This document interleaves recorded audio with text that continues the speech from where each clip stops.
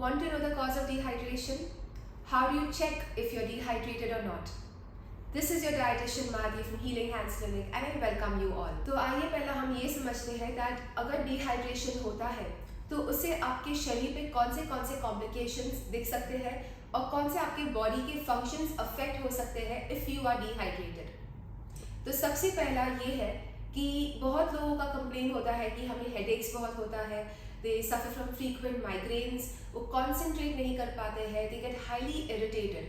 तो ये सारे जो सिम्टम्स है they nothing but they are related to dehydration.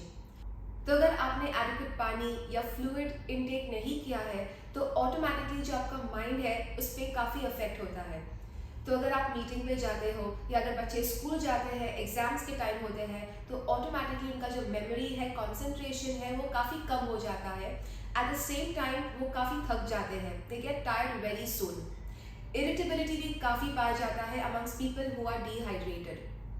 And dehydration for a long time can also be a trigger for migraine and can also prolong the episodes of migraine.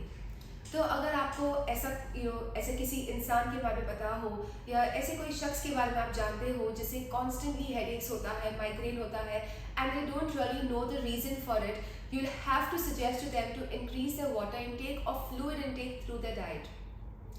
Second जो है basically जो function disturb होता है हमारे body में वो है digestion.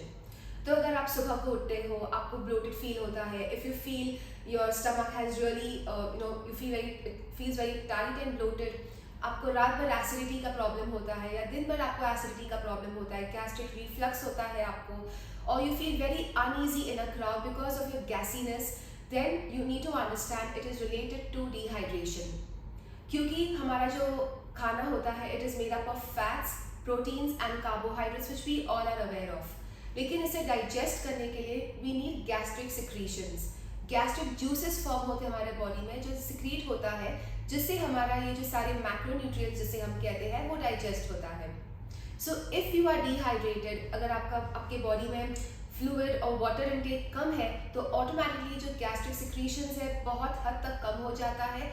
And because of which जो आपके macronutrients है, that is carbohydrates, proteins and fats, they stay in your intestine, they stay in your gastric gut system and they do not get digested, they get fermented जिससे आपको gas, bloating और acidity होता है. तीसरा जो function आपके body में affect होता है because of dehydration is your skin texture. So we need to understand skin is made up of 30% water. तो अगर आपका वाटर इनटेक कम होता है तो ऑटोमेटिकली आपका जो स्किन इलास्टिसिटी है, रेजिलियंसी है, टर्बर जिसे हम कहते हैं वो ऑटोमेटिकली कम हो जाता है. So most of us want to look plumpy, most of us want to have a clear flawless skin. So to have it you need to drink sufficient water. Now the question is how do we increase our fluid intake. तो बहुत लोगों को, बहुत patients को जब बोला जाता है कि आपको वाटर इनटेक, फ्लूइड इनटेक ज़्यादा करना चाहिए तो वो सिर्फ यही सोचते हैं कि उनको 4 से 5 से 6 लीटर पानी दिन का पीना चाहिए. So this is not true. So it's not just water but बहुत सारे ऐसे फूड प्रोडक्ट्स हैं जिसमें वाटर कॉन्सेंट्रेशन काफ़ी ज़्यादा है. जैसे कि आप दूध ले लें और you can take any water based fruits and vegetables like cantaloupes, like kiwi, there are strawberries, there's watermelon, muskmelon. So ये जो सारे fruits हैं इनमें 90 to 99% वाटर पाया जाता है.